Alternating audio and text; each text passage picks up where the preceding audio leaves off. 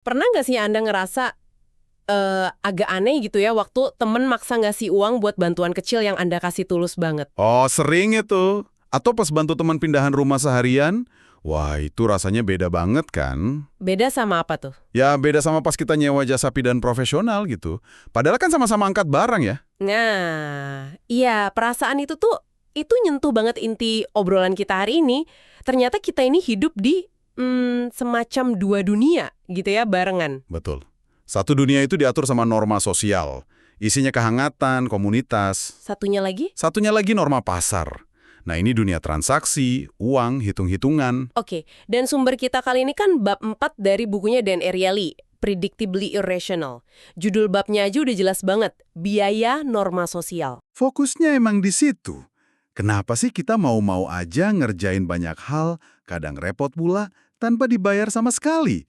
Bahkan seneng gitu ya. Tapi begitu ditawarin uang, apalagi kalau uangnya dikit, kok malah jadi males ya? Semangatnya hilang gitu aja. Bab ini nantang kita banget buat ngerti apa sih yang kejadian pas dua dunia ini, sosial sama pasar, ketemu atau malah tabrakan. Dan ini bukan teori doang loh, implikasinya gede banget buat hidup kita. Benar banget.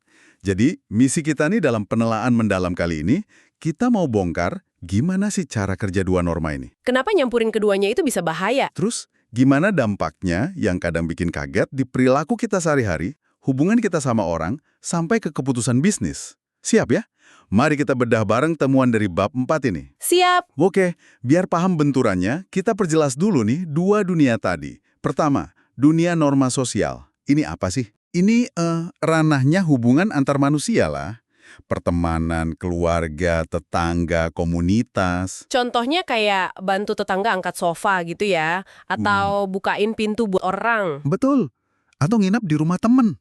Di sini kan kita nggak ngarapin bayaran langsung kan. Enggak lah. Imbalannya ya perasaan enak, hubungan makin deket, reputasi baik, atau ya harapan nanti dibantuin balik kapan-kapan. Beda banget sama dunia norma pasar. Jauh. Kalau pasar itu lebih dingin, lebih jelas ukurannya, aturannya tegas, biaya, manfaat, harga, upah, sewa, kontrak. Transaksinya jelas ya, seringnya nggak personal juga. Iya, Anda kerja, ya dibayar. Beli barang, ya bayar harganya. Semua dihitung. Ini logikanya bisnis, ekonomi. Nah, argumen utama dari sumber kita nih di bab 4 itu, intinya kedua sistem ini operasinya pakai aturan yang beda banget. Dan bahaya datang pas kita, tanpa sadar, nyoba pakai aturan satu dunia ke dunia yang lain. Bener. Ariely ngasih analogi yang, wah, ngena banget.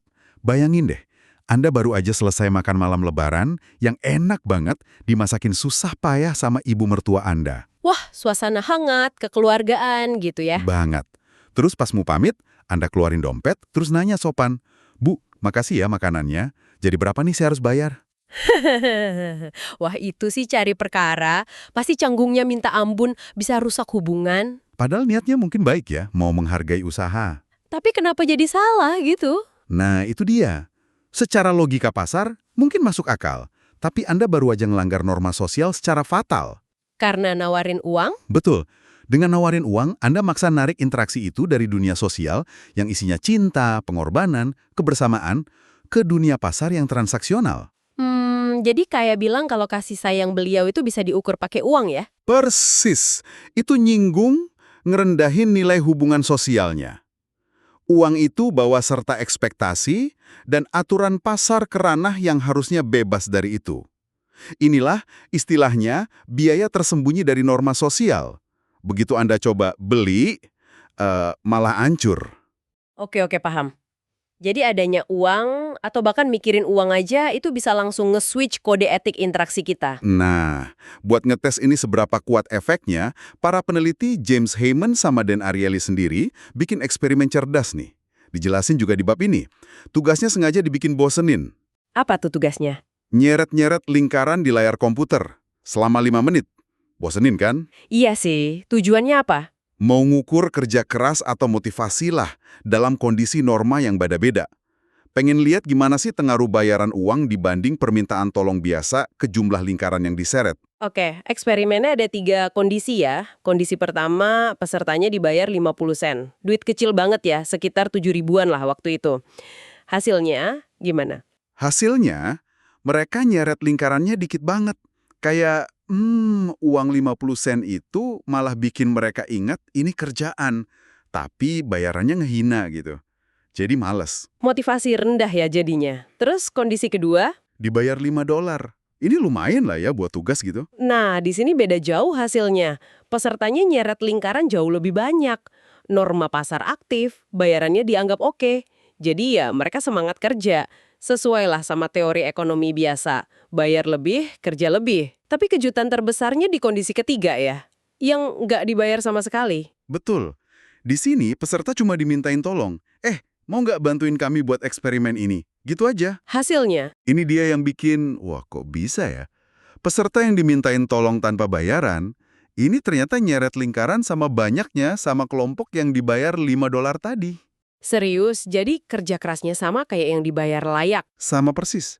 Mereka kerja keras murni karena, yaitu, motivasi sosial. Karena ngerasa pengen bantu aja. Wah, jadi kesimpulan awalnya aja udah provokatif banget ya. Dibayar dikit 50 sen itu ternyata lebih jelek hasilnya daripada nggak dibayar sama sekali. Iya. Ini kayak nampar anggapan umum kalau sedikit penghargaan uang pasti lebih baik. Justru uang receh itu bisa jadi racun motivasi. Kenapa bisa gitu ya? Kayaknya sih, karena bayaran kecil itu udah cukup buat mindahin orang dari mikir secara sosial, gue bantu karena diminta tolong, ke mikir secara pasar. Gue kerja buat duit. Tapi duitnya nggak cukup buat memotivasi di kerangka pasar itu. Nah, itu dia. Akibatnya motivasi sosialnya hilang. Motivasi pasarnya juga nggak dapat karena bayarannya nanggung atau ngehina. Jadi orang itu termotivasi kuat kalau alasannya sosial murni atau kalau dibayar secara pasar tapi adil, bukan yang setengah-setengah gitu. Ini implikasinya dalam banget ya buat cara kita ngasih insentif. Terus penelitinya kepikiran lagi nih, gimana kalau insentifnya bukan duit, tapi hadiah? Nah, iya. Misalnya $5 diganti coklat Snickers, nilainya kan mirip. Atau $5 diganti coklat Godiva. Apakah hadiah ini masih bisa bikin suasana tetap sosial? Pertanyaan bagus, diuji juga nggak? Diuji dong. Eksperimen lanjutannya gitu. Tugasnya sama, nyeret lingkaran, tapi bayarannya coklat. Hasilnya gimana tuh kalau hadiah? Menarik banget hasilnya. Peserta yang ditawarin hadiah, mau yang murah, Snickers, atau yang mahal Godiva, ternyata kerja kerasnya sama kayak kelompok yang cuma dimintain tolong tanpa bayaran. Oh ya, jadi sama rajinnya ya? Iya, sama rajinnya. Dan dua-duanya jauh lebih rajin daripada yang dibayar $0,50 tunai. Jadi kayaknya hadiah itu berhasil nahan suasana tetap di norma sosial. Ngasih hadiah kan rasanya beda ya, lebih personal, nggak sekaku transaksi uang tunai. Tapi saya curiga nih, pasti ada plot twistnya lagi nih. Khasnya Ariely kan gitu. Hahaha, bener banget tebakan Anda. Disinilah kita lihat betapa tipisnya batas antara norma sosial sama pasar. Peneliti nambahin satu kondisi lagi. Gimana tuh? Mereka tetap ngasih hadiah coklat, tapi kali ini mereka nyebutin harganya. Misalnya, nanti dapat Snickers ya, harganya 50 sen. Atau dapat coklat Godiva nih, harganya $5. Wah, harganya disebutin terang-terangan. Efeknya apa? Dramatis. Begitu nilai uang hadiahnya disebutin, motivasi peserta langsung anjlok parah. Anjlok gimana? Jumlah lingkaran yang mereka seret turun lagi ke level rendah. Mirip sama kelompok yang dibayar 50 sen tunai atau yang dibayar $5 tunai. Meskipun ya, yang $5 tetap lebih kerja keras dikit dari 50 sen tunai. Tapi keduanya kalah jauh sama yang dapat hadiah tanpa disebut harga atau yang cuma diminta tolong. Wow, jadi cuma gara-gara nyebut harga, meskipun bentuknya hadiah, itu udah cukup ngerusak keajaiban sosialnya gitu ya? Tepat. Nyebutin harga, nempelin label nilai uang ke hadiah, itu langsung nyemarin pertukaran sosialnya. Pikiran soal duitnya aja udah cukup buat geser interaksi dari ranah sosial yang hangat ke ranah pasar yang dingin. Efek baik dari hadiahnya hilang gitu aja. Ini nunjukin betapa gampangnya kita kegeser ke mode pasar, cuma dengan mikirin uang. Mikirin uang aja bisa ngubah perilaku. Ini nyambung sama penelitian lain yang disinggung juga kan ya, soal framing uang oleh Kathleen Voss dan teman-temannya. Bisa dijelasin dikit? Oh iya benar, studi priming itu intinya gini. Peserta diminta nyusun kalimat dari kata-kata acak. Tapi, tanpa sadar, beberapa kelompok dapat kata-kata nyerempet ke uang. Kayak gaji, finansial, belanja. Kelompok lain dapat kata netral. Terus dilihat perilakunya gitu ya? Iya, Setelah itu, peneliti ngamatin perilaku mereka di situasi sosial lain yang nggak ada hubungannya sama tugas tadi. Hasilnya gimana? Apa yang beda? Hasilnya konsisten banget sama ide pergeseran norma ini. Peserta yang otaknya barusan disenggol sama konsep uang, walau nggak sadar, perilakunya jadi lebih individualis, kurang komunal. Contohnya gimana tuh? Mereka jadi lebih malas minta tolong, padahal lagi susah. Terus, lebih malas nawarin bantuan ke orang lain yang jelas butuh. Cenderung milih kerja sendiri daripada bareng-bareng. Bahkan secara fisik, jaga jaraknya lebih jauh pas ngobrol sama orang lain. Wah, jadi cuma gara-gara kepikiran uang, kita otomatis kayak ganti mode gitu ya? Jadi lebih mandiri, kurang peduli, fokus ke diri sendiri. Agak ngeri juga ya dampaknya. Ini nunjukin betapa dalamnya pengaruh norma pasar dan konsep uang ke cara kita mikir dan interaksi seringnya di luar sadar kita. Kepikiran uang aja udah cukup buat ngaktifin perilaku yang beda. Kalau gitu, dampak jangka panjangnya di dunia nyata pasti gede banget ya. Bab 4 ini kan juga bahas studi klasik soal denda telat jemput anak di penitipan anak di Israel. Gimana ceritanya tuh? Ya, Genezi dan Rusticini ya. Ini contoh klasik gimana niat baik pakai aturan pasar malah jadi bumerang. Jadi ada penitipan anak, mereka sebel karena banyak ortu telat jemput. Akhirnya mereka bikin aturan denda buat yang telat. Logikanya kan biar pada kapok ya, biar nggak telat lagi. Logika pasarnya gitu, kasih disinsentif finansial buat perilaku jelek. Tapi hasilnya Gimana? berhasil, justru kebalikannya. Yang telat malah tambah banyak secara signifikan setelah denda itu ada. Loh kok bisa? Nah, ini dia. Karena denda itu tanpa sengaja ngubah norma yang berlaku. Tadinya kan, ortu yang telat itu ngerasa bersalah secara sosial. Nggak enak sama gurunya, ngelanggar janji nggak tertulis gitu. Itu norma sosial. Tapi pas ada denda, Rasa bersalahnya hilang, diganti sama transaksi pasar. Ortu jadi mikir, ya udah gue bayar denda aja, berarti gue beli hak buat telat dong. Norma sosial, rasa bersalah, diganti norma pasar, biaya layanan. wah, terus bagian paling parahnya? Pas penitipan itu sadar salah terus ngapus dendanya, jumlah yang telat nggak balik kayak semula. Tetap aja tinggi. Waduh, jadi susah balikinnya ya? Susah banget. Sekali norma sosial dirusak dan diganti pasar, rasa tanggung jawab sosial yang hilang itu nggak gampang tumbuh lagi. Pelajaran pahit banget soal permanennya pergeseran norma ini. Ini pelajarannya relevan banget buat dunia bisnis juga ya. Banyak perusahaan kan coba bangun hubungan baik sama pelanggan pakai bahasa norma sosial. Iya kan? Kami peduli. Anda bagian keluarga kami. Kayak tetangga yang baik gitu-gitu. Tujuannya jelas biar pelanggan loyal secara emosional. Dan itu kuat banget ya kalau berhasil. Kuat banget. Pelanggan yang ngerasa nyambung secara sosial itu lebih setia. Lebih gampang maafin kalau ada salah dikit, nggak gampang pindah ke lain hati cuma gara-gara beda harga dikit. Tapi, Tapi apa? strategi ini rapuh banget. Gampang ancur kalau perusahaan ngelakuin praktik bisnis yang murni pakai logika pasar yang keras ke pelanggan atau ke karyawannya sendiri. Contohnya kayak gimana? Misalnya, motong biaya habis-habisan, mindahin layanan pelanggan ke call center antah berantah demi efisien, atau yang paling sensitif nih, ngurangin tunjangan karyawan, apalagi tunjangan kesehatan. Wah, itu nyentuh banget ya. Banget. Tindakan kayak gitu, walau mungkin masuk akal dari sisi efisiensi pasar, itu ngirim sinyal kuat kalau hubungan sosial yang coba dibangun itu cuma lip service. Karyawan atau pelanggan ngerasa diperlakuin kayak angka doang. Jadi nggak bisa dapat dua-duanya ya. Mau loyalitas ala sosial, tapi perlakuannya aturan pasar kaku. Susah banget. Pas karyawan ngerasa perusahaan cuma peduli profit, bukan kesejahteraan mereka, apalagi soal kesehatan, ya mereka bakal balas pakai logika yang sama. Loyalitas hilang, gampang pindah kerja cari yang lebih bagus, kontrak sosialnya rusak. Nggak bisa minta kehangatan keluarga sambil pakai aturan pasar yang dingin. Ini negasin lagi ya kalau uang itu bukan segalanya buat motivasi kerja.